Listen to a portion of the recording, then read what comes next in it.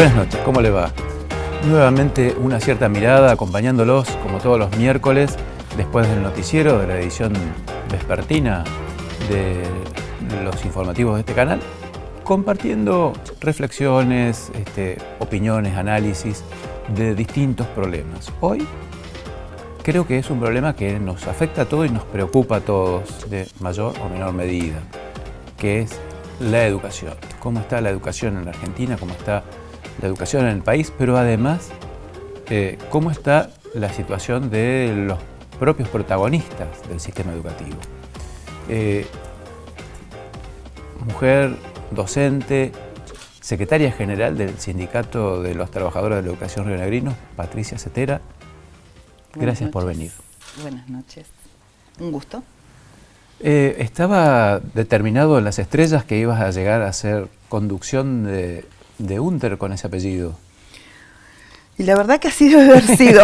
Esta la verdad que es la situación que se me presentó a partir del mismo momento que recibí el saludo por parte de las autoridades de gobierno diciendo Patricia Cetera. La verdad que la coincidencia con el gremio nacional es solamente en cuanto al apellido. Tenemos algunas diferencias en cuanto a la forma de accionar, pero bien.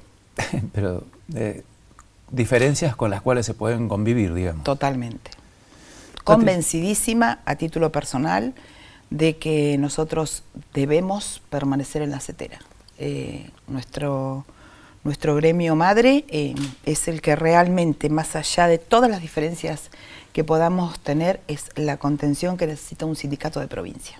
Y además sos la primera mujer que llega a la Secretaría General del Sindicato Unter en Río Negro. Después de 44 años de vida que tiene nuestro sindicato, yo soy la primera secretaria mujer.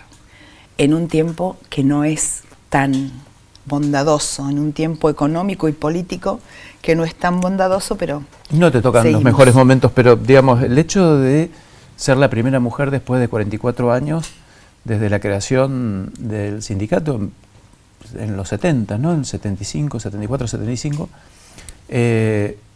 marca una cosa, una situación, siendo el sindicato predominantemente femenino. Sí, yo creo que en realidad no hubo conducciones en la Secretaría General de Mujeres en anteriores oportunidades, porque nosotros no quisimos. Es una cuestión de visibilizar. Nosotras, las mujeres no quisimos. Ajá.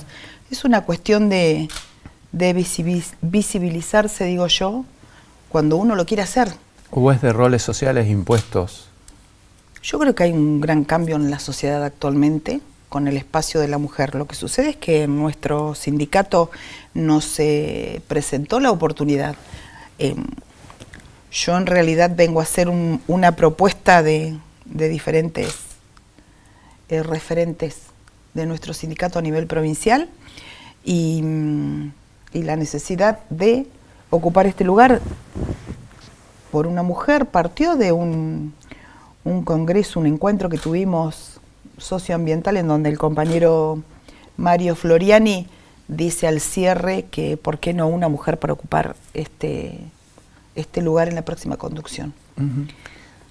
Patricia, 15.000 afiliados tiene la UNTER. 16.650 en este momento. Y siguen subiendo. Y debo haber firmado unas 40 afiliaciones más en estos últimos días. ¿Cómo es conducir un gremio que debe ser el más grande de la provincia y tan disperso a lo largo a lo ancho de toda la provincia, ¿no? Cordillera, mar, valles, meseta central. Nosotros tenemos 18 seccionales en el sindicato, que por supuesto están distribuidas tal cual lo describiste recién. No es una tarea sencilla para nada, pero tenemos una buena distribución. Nosotros contamos con Secretaría General en cada una de las seccionales y con las conducciones de esas seccionales, con las que tenemos un trato directo y una conexión con respecto a todo lo que es, por ejemplo, política educativa y formación a través de la escuela. O sea que es un trabajo muy coordinado el que lleva nuestro sindicato. Sí, y no siempre esas conducciones locales son o comparten la línea política de la conducción central. ¿Cómo se liman las diferencias que pueden presentarse en los análisis o en las propuestas de acción? En este momento tenemos 12 seccionales que pertenecen a la unidad Azul Arancibia y 6 seccionales que responden a otro o color o a otras agrupaciones. Creo que en las diferencias logramos los consensos. No es una cuestión muy sencilla, nuestros congresos son congresos muy arduos, congresos que duran alrededor de 12, 15. Hemos estado hasta 23 horas en congresos, debatiendo para lograr una respuesta que sea beneficiosa para el conjunto. ¿Y sirve de discutir tantas horas? Y en algunas oportunidades sirve y en otras desgasta muchísimo, pero la organicidad de nuestro sindicato es esa. Las asambleas se realizan en las seccionales, definen una posición, traen un mandato y el Congreso es el que después realmente saca el posicionamiento que va a llevar frente al gobierno de turno. ¿Alguna vez ocurrió, Patricia, que después de tantas horas de debate se cambiara de opinión o ya sabían de antemano cómo iba a ser el resultado final? En realidad depende, por supuesto, de cómo están distribuidas las opiniones, entre comillas, en las diferentes seccionales de la provincia, cómo va a ser después el mandato. Que no se cambia el mandato en los congresos, no. La definición que se trae de una asamblea de seccional es la que después se pone en debate dentro del Congreso. Que muchas veces hay intentos de que se cambie lo que realmente se está definiendo por mayoría, no quiere decir que realmente se lleve a cabo. Patricia, vamos al tema más importante de todos, que es el estado de la situación en Argentina. ¿Cómo lo analiza el gremio docente, la relación que tienen los chicos con el aprendizaje? A ver, hay una cuestión que me parece siempre fundamental. Siempre digo que el hilo se corta por lo más delgado.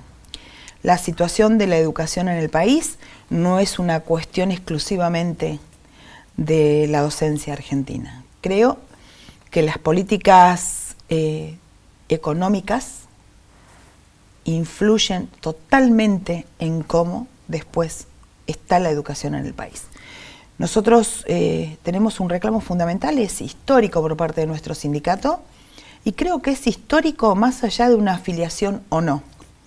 Y es que la formación docente es una obligación del gobierno. Y no voy a decir Estado, porque el Estado somos todos, cada uno de los ciudadanos y ciudadanas que lo componemos. Pero la formación, la capacitación, es una responsabilidad total y absoluta de los gobiernos de turno. Pero invertir en esa capacitación es todo un costo. Y en realidad venimos hace un tiempo notando que es más fácil gobernar un país cuando realmente la educación no es lo que prima. Entonces, ¿qué ocurre? La calidad educativa en el país y el resultado de las pruebas y del aprender y demás están marcando que hay serias dificultades, deficiencias en tal asignatura, en tal área. No es esa la cuestión. No es esa la cuestión. A ver, hay una mayor y una mejor educación en la medida que los gobiernos actúan para que así sea. Esto tiene una cuestión que está íntimamente relacionada con la realidad social de un país.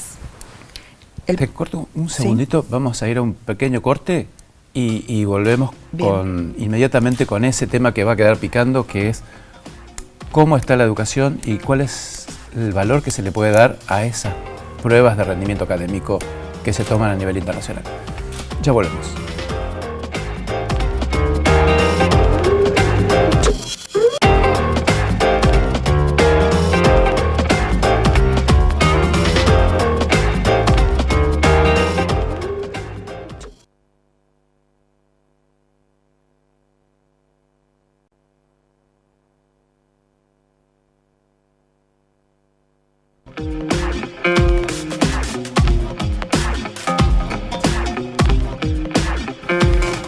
Continuamos con una cierta mirada. Continuamos charlando de educación y continuamos con Patricia Cetera, nuestra invitada de hoy. Y estábamos con este tema de la cierta obsesión que tienen algunos gobernantes con medir resultados, entre comillas, y sobre todo de estas pruebas internacionales. Y vos decías que la capacitación que tiene que tener el docente depende de los gobiernos. A ver, ¿cómo salimos de esta disyuntiva de la necesidad de medir resultados y de la necesidad de que haya inversiones en educación y en formación continua? Dos aspectos. El primero es el presupuesto nacional, el cumplimiento de las leyes nacionales, que sí o sí deben considerar que es necesario que la ley de financiamiento educativo se cumpla, que se destine en el presupuesto un aporte mayor, que es lo que corresponde para la formación. Eso con respecto a los docentes.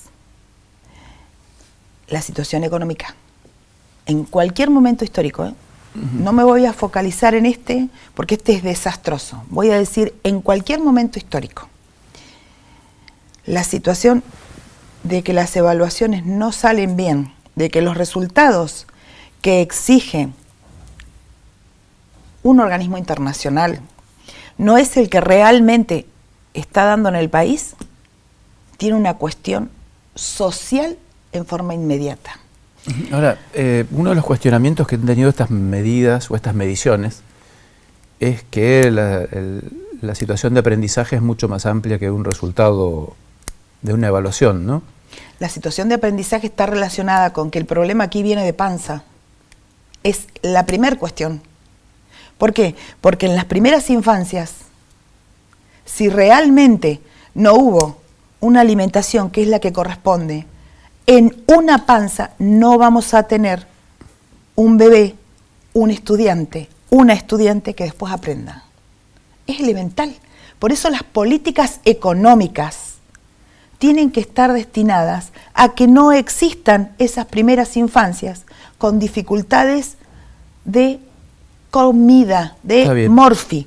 ¿Por qué? Porque eso es influyente justamente. ¿Y la escuela cómo se adapta a esta situación, a estas nuevas situaciones sociales, económicas, culturales? Nosotros trabajamos con la inclusión. Nosotros, desde las escuelas, desde los jardines, desde todo lo que es nivel medio, con la inclusión. La inclusión la trabajamos nosotros, la pedimos nosotros, pero las políticas de inclusión desde arriba no aparecen. Patricia, uno de los temas que ha dominado el debate político gremial en estos últimos tiempos es también el tema de una paritaria docente nacional, que si se debía hacer, no se debía hacer, se hizo hasta el 2015, 2016, muy al pesar del gobierno, y en 2017 directamente no se hizo. ¿Vos considerás que tiene que haber esa paritaria nacional? Es ley, es la ley de financiamiento educativo que contempla justamente en uno de sus puntos la paritaria nacional docente. La paritaria nacional docente es una obligación del gobierno llevarla adelante. ¿Por qué? Y porque es muy simple, es la que establece un porcentaje de aumento para todos, y las provincias que no lo puedan otorgar tienen que recibir ese aporte que la nación está obligada a darle, porque es un análisis muy simple, 15% para este año, porque el gobierno nacional había medido que la inflación no iba a superar el 15%. No se hicieron las paritarias nacionales, las provincias, con muchísimas dificultades, ofrecieron lo que pudieron. En realidad, la paritaria nacional está dando el cobijo para que todas las provincias que no puedan suministrar un porcentaje de aumento anual o que tenga la posibilidad de reapertura, sea absolutamente subsidiaria. Para eso nosotros tenemos un Estado federal en dichos, porque últimamente venimos con un unitarismo marcado, que es lo que ha hecho hasta el momento. La última paritaria nacional fue en el 2016. 2017 no nos sentamos y 2018 tampoco, porque lo que se hizo fue un como sí y no tuvimos nosotros la paritaria que nos corresponde. Esto es muy negativo, no solamente para Río Negro, es negativo para el resto de las provincias, que inclusive algunas de ellas tienen un fondo compensador que les posibilita garantizar un salario acorde a la canasta básica alimentaria, la canasta básica total, un salario que esté acorde al aumento de la inflación. Estamos hablando de un 15%, estamos terminando con una inflación que no sabemos si no va a superar el 45%. Cuando iniciábamos el año, en algún medio por allí me preguntaron, ¿y cuál sería la propuesta? Y nosotros no tenemos para dar un porcentaje, porque en realidad si analizábamos enero y febrero con un 2% de inflación, sacábamos la cuenta, necesitábamos pedir un 24 anual. Estoy hablando de enero y febrero. Estamos en el mes de octubre y terminamos, en el mes de septiembre y terminamos con una inflación de un 3.9 en agosto. Es increíble este país. Al no haber un proyecto político, económico, es un barco sin rumbo. O si lo hay y no nos incluye. Tengo una pregunta. Esa es una gran realidad también. ¿Cómo está la situación del docente rionegrino hoy? ¿En qué aspecto? Porque son varios. En cuanto a formación, lo seguimos reclamando. En cuanto a formación, seguimos reclamando. En cuanto a lo salarial, estamos nosotros como sindicato enmarcados en una paritaria que aún está abierta, por lo tanto sobre ella hemos trabajado una nueva propuesta salarial. Y creo que es importante que la paritaria continúe en marcha. Es importante que en diciembre nos encontremos nuevamente para analizar cómo termina este 2018. Movido, ¿no? Muy movido, pero con una gran ventaja. Hemos conformado un frente sindical y social con todos los sindicatos de base de las dos CTA y creo que se entiende desde todos los lugares que necesitamos ser escuchados y que el reclamo es el mismo. Estamos en un momento histórico para nuestros jubilados y jubiladas tremendo. Esta modificación de una ley, nosotros somos una de las 11 provincias que no tenemos caja propia, la perdimos allá por el 96, en una rifa de la cual quedamos todos afuera de la posibilidad de sacar algo, y hoy estamos luchando para que este gobierno, a través de otro decreto de necesidad de urgencia o a través de otra ley, nos modifique lo que tenemos por ley nacional, que somos un régimen especial docente. Hoy estamos luchando por eso. Ahí volvemos para seguir charlando de la educación rionegrina en general, de la situación de los educadores en particular. No se vayan.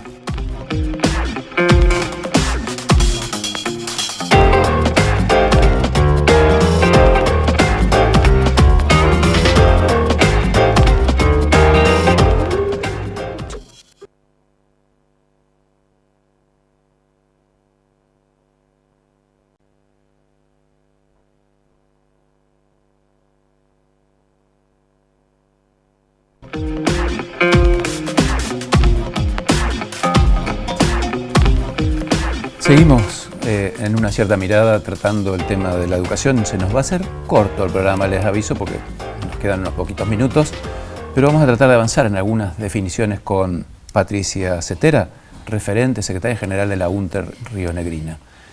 Patricia, sin duda, cuando estás como responsable de un sindicato con 15.000 o 16.000 voluntades detrás, se te plantea la primera gran duda que tiene que ver con tus habilidades políticas, ¿no? ¿Cómo te plantás frente al gobierno provincial? ¿Desde la negociación o desde el reclamo y la oposición frontal? Yo voy a decir algo que digo siempre. A título personal, soy muy dialoguista. He recibido cuestionamientos por eso y creo que los voy a seguir recibiendo. Yo lo fundamento, yo soy docente. Para mí la palabra tiene una fuerza impresionante. La palabra es lo que nos hace posible que como educadora mis estudiantes hayan aprendido. Entonces, en función de la fuerza de la palabra y del diálogo, creo que se puede lograr un consenso. ¿Y cómo te llevas con la ministra Silva y el gobierno provincial? Tenemos un buen diálogo, con todos los reclamos que le podamos presentar, con todas las instancias en donde quizás por allí tenemos algunas conversaciones que son un poquito más duras, tenemos diálogo. Y yo creo que cualquier sindicato tiene que tenerlo. Es fundamental, porque nosotros no solamente nos vamos a focalizar en los 16.600 afiliados que tenemos. La resultante del logro en una paritaria, del aumento salarial para compañeros y compañeras, es para todos. La provincia de Río Negro tiene 22.000 docentes que se benefician con nuestra capacidad de negociación en el marco del diálogo. Después, las bases, obviamente, en nuestro sindicato, reunidos en una asamblea y en un congreso, diremos todos si lo que se logró es, si se acepta, si se rechaza, si se vuelve al marco de la paritaria, pero creo que es la única opción que tiene un sindicato como para realmente llegar a un consenso. Creo que la confrontación por la confrontación misma no sirve y no van mis posturas individuales o las diferencias que yo pueda tener. No, en esta instancia yo soy la secretaria general de la UNTER. La conducción central del sindicato es tan responsable como el cargo que yo tengo de que lleguemos a un buen puerto en una reunión paritaria en Secretaría de Trabajo, en donde nosotros analicemos que la realidad nos tiene que llevar a que el beneficio tiene que ser para el conjunto. ¿Son trabajadores de la educación? Esta es una pregunta que va más allá del nombre, ¿no? Aunque parezca. Trabajadores de la educación, docentes, profesores. Somos trabajadores de la educación. Cada uno con maestro de grado, profesor, bibliotecario. Somos trabajadores de la educación. No somos los profesionales que en algún momento quisieron decir, somos trabajadores de la educación. De hecho, nuestro sindicato tiene ese nombre. Y de ahí la incorporación a las centrales obreras. Exactamente. Una última pregunta, Patricia. ¿Cómo ves a los nuevos trabajadores de la educación, a los nuevos docentes graduados de las universidades, los institutos terciarios? Como que tienen mucho que aprender en este contexto tan duro que estamos viviendo, pero creo que nuestros estudiantes y nuestros estudiantes recibidos en las universidades, y me voy a referenciar a las públicas porque son las que defiendo a los caídos en la educación pública totalmente, lo revaloro y creo que tenemos estudiantes y puedo decir profesores con una alta calidad. Lo que sí creo que por supuesto tienen que aprender y que es la práctica la que nos da esa posibilidad. Todos los que empezamos sin saber y fuimos aprendiendo. Y creo que sí hay que incorporar, y esa es la función que tenemos, este sentido de pertenencia al sindicato. Patricia Estela, muy amable por venir. Nos quedaron seguramente muchos temas para hablar.